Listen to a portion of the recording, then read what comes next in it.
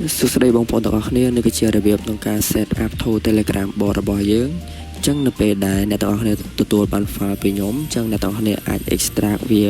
ធម្មតាមកហើយដាក់ location កន្លែងដែលអ្នកទាំងអស់គ្នាចង់ដាក់អញ្ចឹងទៅបន្ទាប់មកទៀតអ្នកទាំងអស់គ្នាចុច double click នៅលើ file main របស់យើងអញ្ចឹងវានឹងដំណើរការ UI វាបង្ហាញហើយ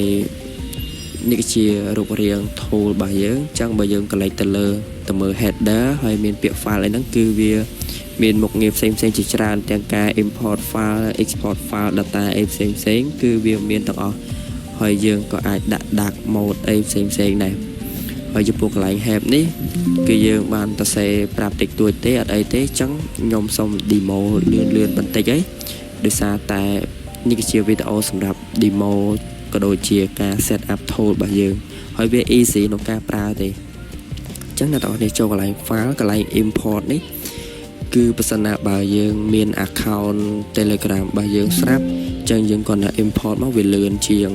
ឬក៏អ្នកទាំងអស់គ្នាអាចចុច right click ហើយ add account តាមហ្នឹងក៏បានដែរអញ្ចឹងយើងចុច login account នេះមួយសិនមកដើម្បីតេស្តហើយយើងទទួលបានលេខកូដដើម្បី confirmបន្ទាប់មកទៀតនេះគឺជារាល់ function ក៏ដូចជា option ផ្សេងៗដែលយើងមានដូចជា check account អីផ្សេងៗហ្នឹងដើម្បីមុននឹងយើង run មុខងារអីផ្សេងៗគឺយើង check account ដែរដើម្បីដឹងហើយនេះគឺជា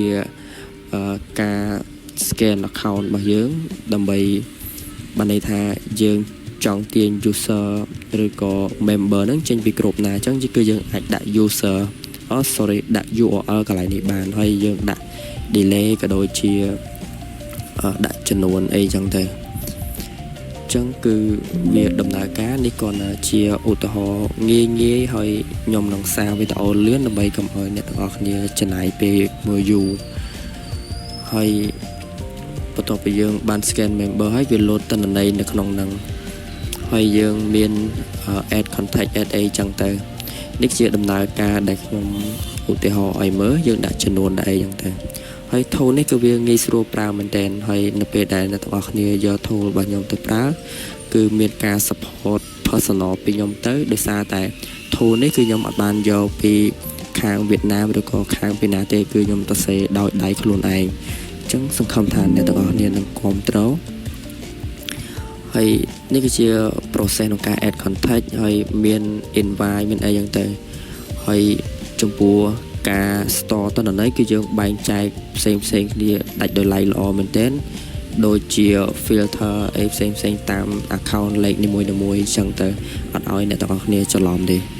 ហើយនេះគឺជាកន្លែង invite ម្ដងគឺ invite របស់យើងគឺយើង set up មានការរៀបចំ delay ដើម្បីការពារ account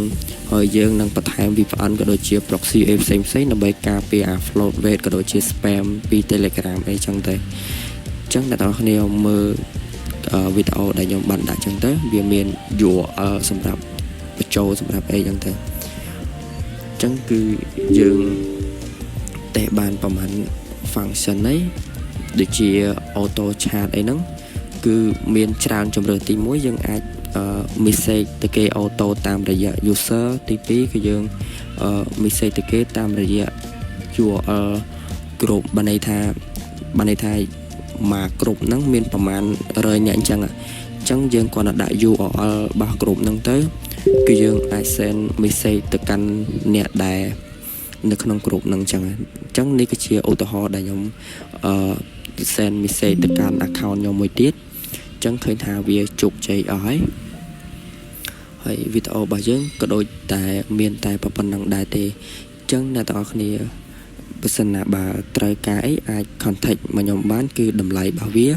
តម្លៃពេញ$20ជាទូទៅអញ្ចឹងខ្ញុំលក់ឲ្យអ្នកទាំងអស់គ្នាតែ$15ទេ